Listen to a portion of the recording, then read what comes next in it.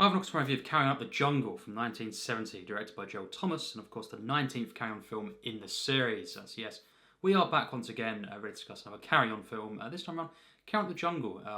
A lesser talked about Carry On film, and a very interesting one to talk about today. So once again, a spoiler warning for this discussion. If you haven't seen this film, I simply recommend seeing it first before you come back to this video, and we can go from there. I will be getting to some of the plot and all this and the ending, so we want to ruin the film for you if you haven't already seen it. So yes, with all that said, let's discuss my thoughts on this film. Seeing it again a few days ago now, rewatching this, and I did see it last year for the first time, of course going through the set behind me, and yeah, this is a film that at the time, it was one of those Carry On films again that I thought was better than I was expecting. This is the one that you could say is quite divisive. It's generally not considered too great, too good at all, and for some, this is the first year, really, 1970, of a decline in the Carry On series. And as I've been, kind of going through these films on the channel, a lot of you will know that I do really take to a lot of the Carry Ons, in this period. It's not my favourite, kind of period. The pinnacle is, mid 60s through late 60s for me personally. But there's all different films from the different eras. It's mainly Carry On England onwards that I'm really out of that. A few before that, perhaps, a slight decline there in the series, definitely. But these films, a lot of these in the 70s, I really enjoy, and Carrying Up the Jungle is a one that I do enjoy quite a bit. Personally, I think it's not the film it seems like it should have been. There's a lot of problems with the production in this one. It does feel a bit rushed, I will say, an observation. Watching it again, I think it's quite rushed, and they didn't quite get the certain cast members that they wanted. Jim Dale, of course, was meant to play Jungle Boy. Terry Scott ended up playing him, and obviously Kenneth Williams was meant to play Professor Tinkle, but he couldn't make it. Jim Dale did decline the role, and Kenneth Williams just was not available for the role. So obviously Frankie Howerd, in his second and final Carry On film appearance, played Professor Tinkle, who's kind of the main character who starts the film off.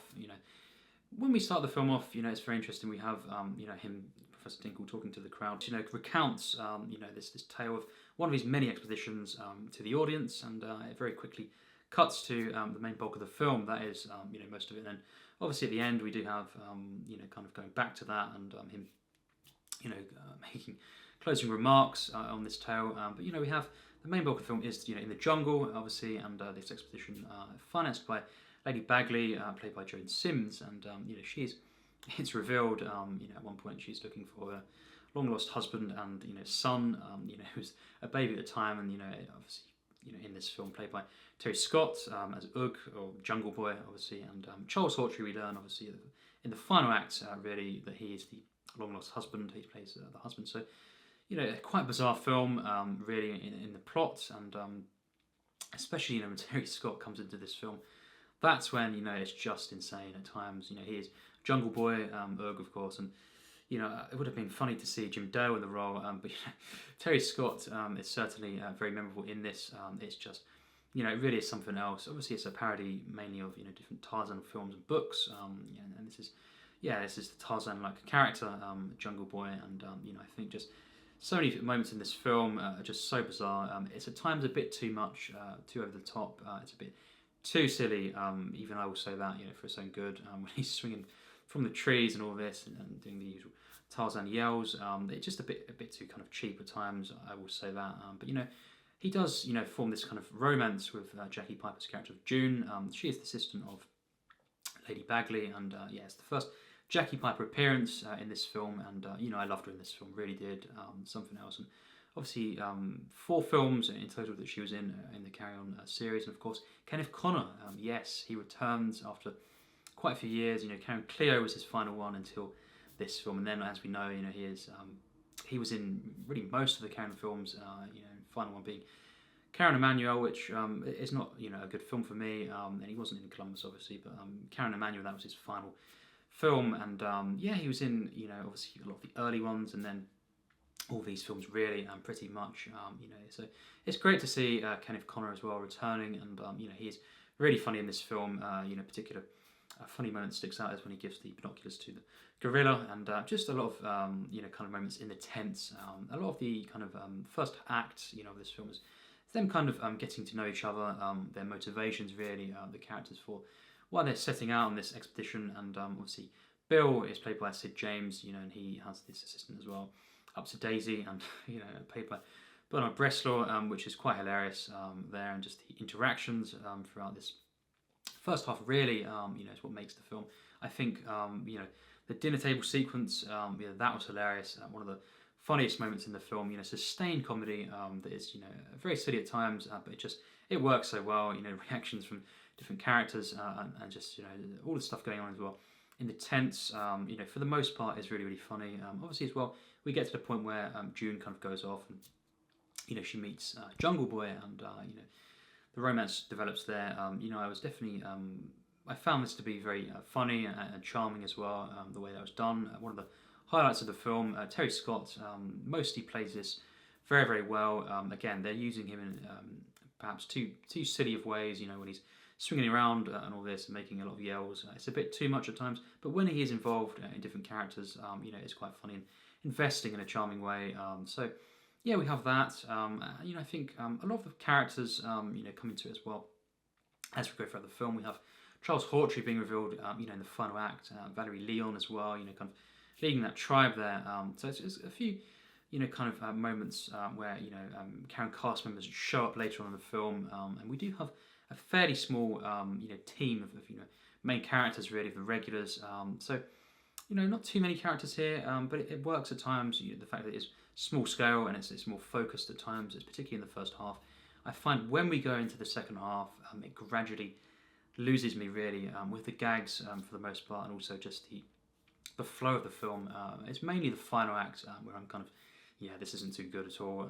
It's just very drawn out. When we actually get to the kind of cannibal tribe, of course, Valerie, as I say, Valerie Leon playing the kind of leader of that.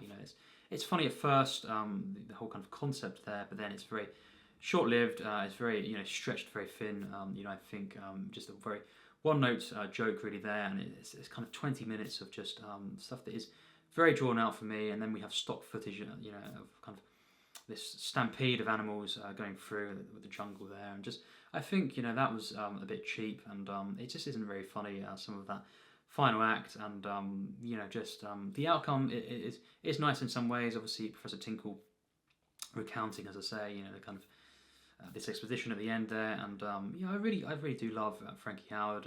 It's particularly Carroll Doctor. He's given one of my favourite carry-on roles really, and in this film he does elevate the film. It's really nice to see him. A shame that he wasn't in more carry-on films. Just these two films, Carroll Doctor and Carry On the Jungle.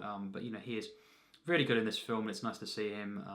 It would have been nice to have seen Kenneth Williams as well in the film. I would say, and obviously Jim Dale as well. A lot of the cast members, are kind of missing. For really could have elevated this film even higher. But I think for what we have, I do cherish this. I do kind of appreciate that, and I think Frankie Howerd has some really funny moments. And that final moment there, we do learn that Jacki Piper and Terry Scott, their characters, of course, of June and Jungle Boy, kind of living together, and he's got the suit on, and then it shows the final moment, him going up the treehouse, and of course they have a son. So that is the final shot of the film. Very bizarre film, this, really is, and just it's kind of a charming outcome in that sense. Some of the characters, again, in some of the carry-on films, it's not really wrapped up enough, but I think it's fine enough for what it is. Some of the characters, I think, as I say, the final act is my least favourite part, but I think the entire first half of the film, you could say was good. I did really enjoy a lot of this. Just it's very nice to see the way the characters introduced. I think Sid James, Kenneth Connor, Frankie Howerd, Joan Sims, it's really played very very well at times. The comedy and just the character reveals how Joan Sims, and I think there is at least something to the character, and her motivations, and it's nice to see that. And just I think some good slapstick mix-ups, of course, typical carry-on fashion with the tents and all this, in the dark. Of course, none of the characters can see what's going on until they hold up a lamp right up to the face of whoever's in the tent. But it is very very funny, and it's just it's very charming. So that was my favourite aspect of the film, really the first half of the film, and particularly the way it's all introduced, and some sustained hilarious moments in that first half of the film. So overall, I do enjoy this film quite a bit, until really the final act, and that's what really brings the film down. It does take a dip, unfortunately, because up until that, I was quite invested in the film. It was definitely a solid film. It was good until that, and it does kind of fall apart a bit, in that final act, and it's very drawn out and just generic comedy for me personally. I think it could have been a lot better there. And throughout the film, there are some rush moments, as I say. The way we get, kind of enticed into the film with Frankie Howerd, who is, great in the film. His character, of course, Professor Tinkle. But just the way that's done is very, very quick, very rushed, and quite cheap at times. Some of the first bits there. But I think the first half in particular is very strong, and we slowly and then very quickly at a point take a dip in that final act. Just not as investing at all, really, for me. Valerie, Leon, and Charles Hawtrey, it's great to see them show up, in that final act and have revealed to us that, Charles Hawtrey is, the kind of the husband, long lost husband, and what's happened there. And it's funny at first, but it's just not really for me the way it's escalated there and what happens. It's a very chaotic final act there for me. So yes, that's my thoughts. I think a lot of the cast, just it's great to see obviously Kenneth Connor return, and he is so funny in this film, and Joan Sims, as always, Sid James, just the chemistry, the charm. Frankie Howerd, it's great to see him in this film, and obviously Jacki Piper, I love in this film. And of course, Terry Scott as Jungle Boy, I think it really works so well for me. Despite it being quite silly at times, a bit too much, I think Terry Scott really plays this character, so well, and it could have really fell apart if it had been, a different actor playing this, but for what it is, for what he's given, he does, a very good job, and of course, I think, it works so well as well because we have that kind of chemistry, the reactions, and just the way they're playing off each other. Of course, Terry Scott and Jacki Piper. So it does work, in that sense as well. And I do enjoy, and I'm invested by this kind of very bizarre, kind of romance between them. And it's quite nice, in the end as well. So, I think the cast, it's not as big a cast as some Carry On films, but for the cast that is there, I think it works so well, despite the issues in the production.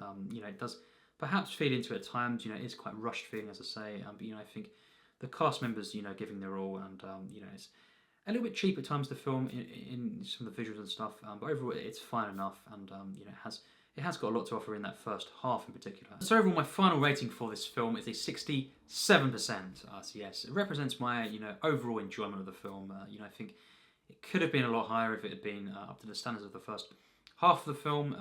It's just not one of my favourite carry-ons, but I do enjoy this film. I think there's a lot to like about the film at first, in particular. The cast, once again, giving their all. I love seeing Kenneth Connor in this film. Jacki Piper, of course, the first of her 4 appearances, of course, and I really think she is great in this film. I love Jacki Piper, and of course the chemistry between her and Terry Scott, is really, really nice, and bizarre. Obviously, characters in this film, but it works. Bresslaw as well. Stuff that is very bizarre, but it works in a charming way, in a very odd way, and obviously this film, it's just, comedy's always subjective, and it's just, I do find, at times, moments that are silly like this, it could be too much for me. Other times it just works, and you can't describe it. But I think, for example, Terry Scott's character of Jungle Boy, in some films, I would see a character like this, and it could be a bit too much, and it could be too silly. But he makes it work, and what's going on around him, and it's just I think very bizarre film. In the Carry On series, but I would say I enjoy this one. More than quite a few of the carry-ons actually, and it's not one of my favourites at all, but it's a pretty decent carry-on film overall, and a lot to like about this film throughout, and particularly in that first half of the film, and obviously a very strange film, but it's one that I do enjoy. So yes, that's my thoughts on the film. What do you think? It'd be really great to hear this, in the comments. Discuss this film. You can kind of compare, different carry-on films to this, and talk about your favourite carry-ons. What is your personal experience with this particular film? And it's a very fascinating period. It starts to kind of develop into the third phase really of the Carry On series. 1970 obviously. I personally think they were past the true pinnacle period. But having said that, a lot to love about the 70s Carry-Ons. I think. And we'll talk about films like Carry On Matron as well at one point, soon on the channel. That's the one that really stands out, and Abroad, I've talked about that. There's some real, I think some of the better Carry On films in the 70s. So I personally am a fan, of this period. I'm a fan of the early period and the middle as well. Obviously, particularly for me, of the Carry On series, is a real highlight. So loads of different Carry On films that I love and enjoy, and this one is definitely one of them. It's a decent film. It's not quite up to that good mark because it does take a decline, in the second half. But I do enjoy this film. I find it to be very funny at times and charming and bizarre and just warm once again, as is the case with most of the Carry On films. And I'm a massive fan. It's always great to discuss Carry On the channel. I'm not really too sure what the next one will be. I have to wait and see. Certainly, we'll be watching another one again, over the next week, and we'll be uploading that. So yes, we'll see. We'll have to wait and see. Nonetheless, I look forward to, as always, talking about these films and hearing your thoughts in the comments. So yes, as always, take care and thanks for watching.